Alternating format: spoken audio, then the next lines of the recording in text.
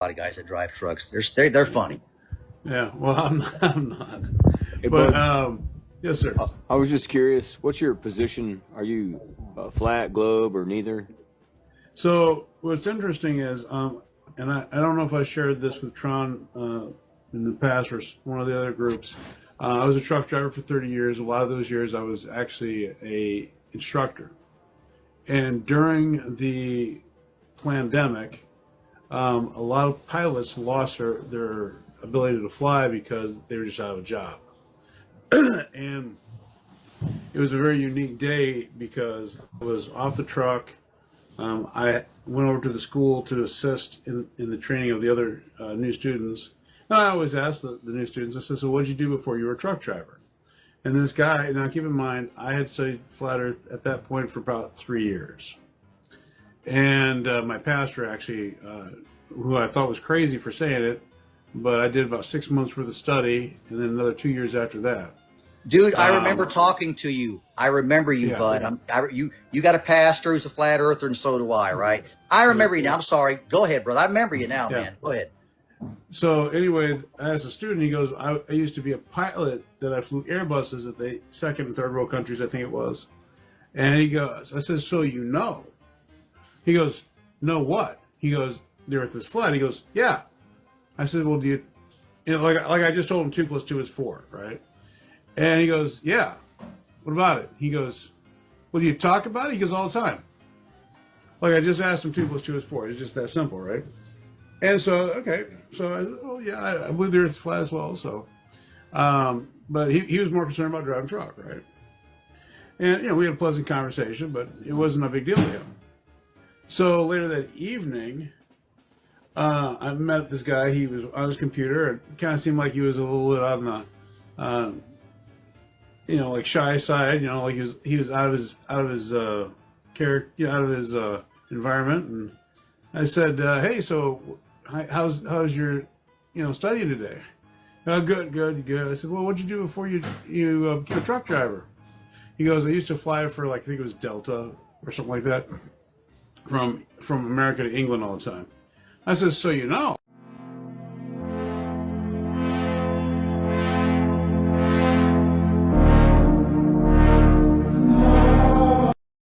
What's up, everybody? It's Amish.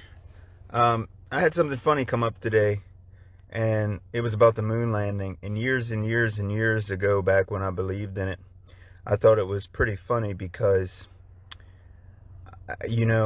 the real truth of it is that I never actually looked at the footage, and I actually don't think the majority of people who actually believe in it actually looked at the footage, ever. And I look at it now, and I remember when I got so angry, I was defending NASA, and I was like, "You guys are crazy," And then NASA's like, "Oh, we don't have the telemetry data. We lost the tapes. We can't show it to you anymore. Sorry, you can't examine it." And I'm like, "Yo, you're not helping. You're not helping. I'm up here defending you, and you're not helping. How are you just going to say you lost the greatest expedition ever in mankind, and you just casually lost it? And you also can't build it again?" I was actually really devastated. And I find it hard to believe because there's family members of mine that actually look at this and go, "That's so fake." And they're not flat earthers. And I don't get it. I don't get how so many people actually believe in it. It's pretty nasty. Pretty nasty work. But it is funny. Occasionally I watch it for entertainment now. And so it's pretty good. You know what's really crazy? So all of the stars appear to rotate around Polaris. Simultaneously, all of the planets in our solar system appear to rotate around Polaris. And the sun and the moon also just so happen to appear to rotate around Polaris. But how is that possible if the Earth is just zipping around the sun, and then the solar system is zipping around the galaxy, and then the galaxy is zipping through space at millions and millions of miles per hour? But we have the same constellations and the same planets, all appearing to orbit Polaris year after year. Now, that's what an astrology chart is. An astrology chart is the positions of the planets in different constellations in relation to each other, with Polaris in the center, and then the geometry that they create in relation to each other in each house is supposed to affect your moods and your fate and your fortune here in the physical realm. That's what astrology is. It's based off of a flat earth model. It's not based off of this chicken scratch that is pushed upon us. Sphering of Flat Earth, Part 1. In 1883, a conference of the International Geodetic Association was held in Rome. They recommended a zero longitude prime meridian be officially established in Greenwich, England. This conference was followed by the International Meridian Conference in Washington, D.C. in October of 1884, where the recommendation was agreed to and adopted by the international community. Side note, the Geodetic Association, who made the initial recommendation, also have a database that placed a network of survey markers all over the Earth.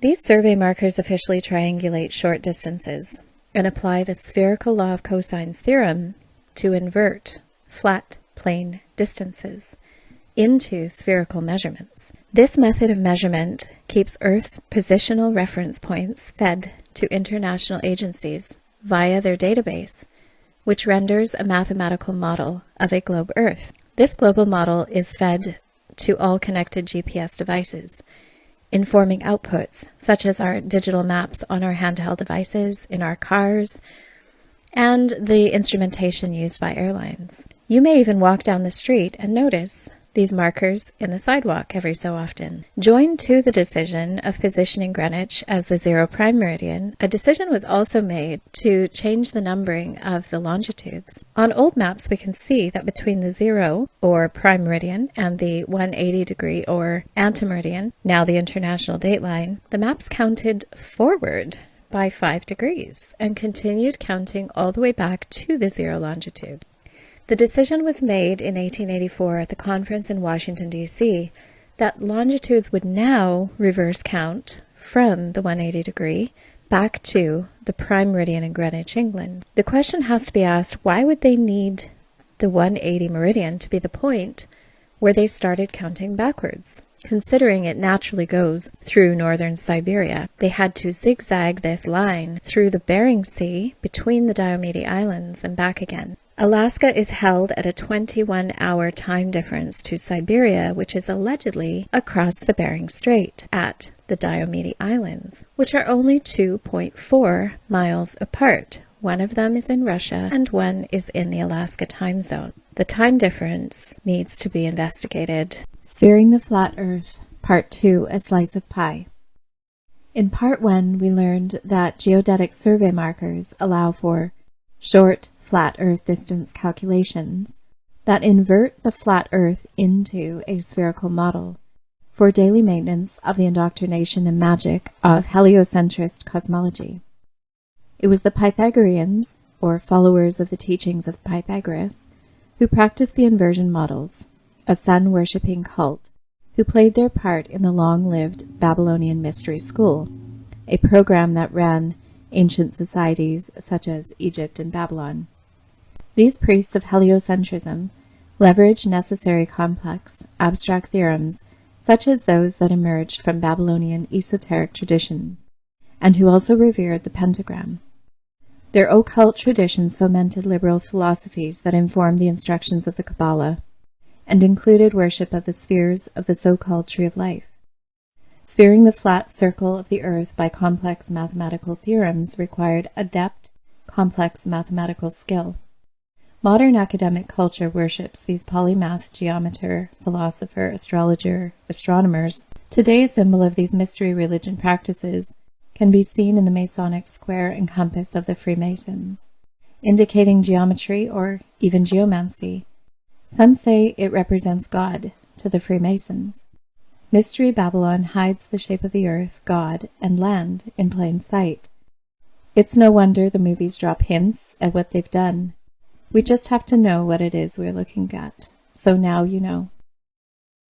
Sphering the Flat Earth, Part 3, Part and Parcel. Parts 1 and 2 discuss the fixing of the prime meridian and geodetic survey markers to triangulate flat Earth into a sphere model. The infamous Red Hat Club implemented a geomancy agenda to hide God and his land by changing the perception of the Earth's shape. Ptolemy, Mercator, John Dee, and Satan Claus, or Saint Nick, are considered liberators and mathematical magi. In the mix is Hermes Trismegistus, and again, John Dee for playing lead roles in the time of great deception. Note also the fascination with the amillary sphere that shows latitude and longitudes, creating this spherical shape. Hermeticism teaches the worship of celestial spheres and holds the globe like a torch, hailing liberation by the subjugation of mankind, the practice of inverting perception of Earth's cosmology designed by God for his glory and for our good. Triangulation and spheres aside, look at the famous depiction of Ptolemy, not only looking like Saint Nick, but also holding a geometric compass over the entrance to the Terra de Yeso, which it also translates to Land of Jesus. In the book of Isaiah, we are told that God veils the land and his people, yet on maps the land is hidden by the magic of geodesy to keep mankind in the dark. Revelation 20 tells us, in the time of deception during the little season, Gog and Magog will be deceived by Satan to go up over the broad plain of the earth surrounding the camp of the saints and the beloved city. What a crazy idea that mankind has been bribed with sugary sweets and toys technology wrapped up like origami. The earth is a Christmas gift in paper, folded and measured to keep the truth of our realm hidden from us, created for our pleasure and demise, as if by Santa himself to keep us in a state of childlike bliss, willing kidnap victims. Here you can see the Library of Congress. The first printed globe in 1509 was shown in pieces. The globe here can be seen cut into shapes called gores. The earliest globe depictions are even described as a cut and paste job to wrap the map around a sphere.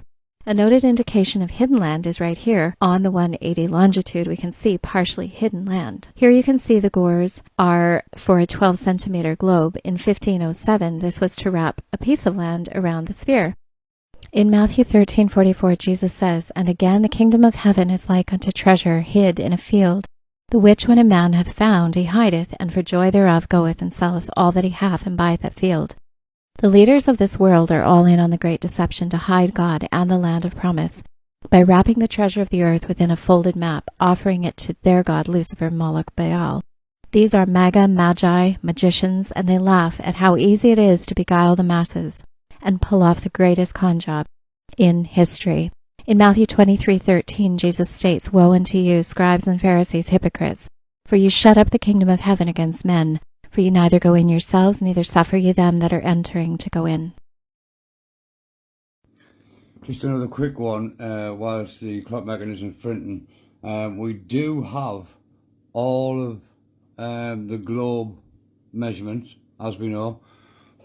We were all given these, and I've took this basis on this basis, so that is exactly the same size as this, because this is the rail that this stands on. And as you can see, I'm going to keep all the angles correct, exactly the same what they say on this, right, is being used on here, no different. Only difference is I'm not doing circular maths, I'm doing triangular maths.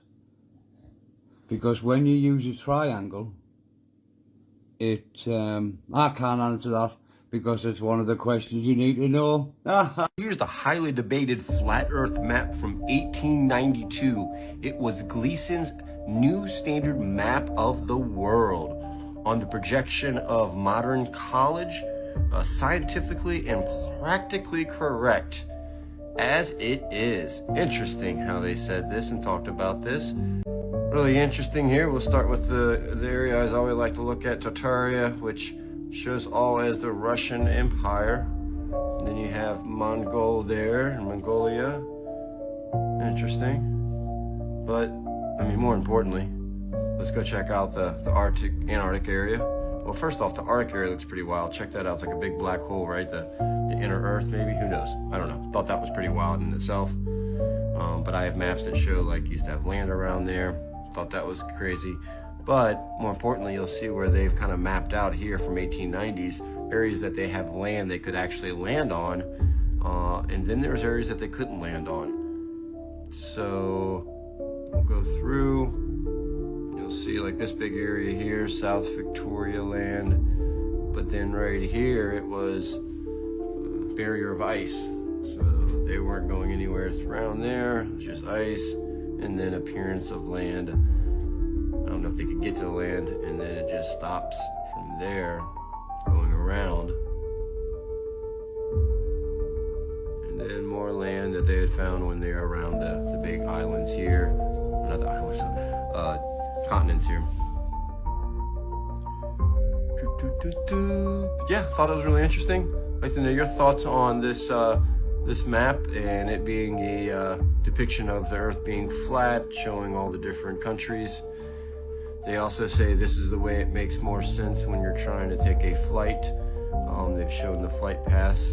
I remember seeing some videos on that as well. So I'll even go down here and show you where they show the moon. It's in their solstice and showing where it's out. I mean, not the moon, I'm sorry, the sun. And where the sun is out on the December solstice. And then you go to the other side and shows the June solstice where the sun's end closer to the Arctic Circle. It's very interesting. I find this map very interesting. It also received a patent, so the patent was actually allowed. Thought that was kind of wild. Again, this was the a map from the Gleason's map that's highly debated. You know, before I let you go, let's just take a peek at the USA and see what we got going on here. Anything out of the ordinary real quick? Not seeing too much out of the ordinary. Alright, well anyways, thanks for watching, thanks for listening, and until next time.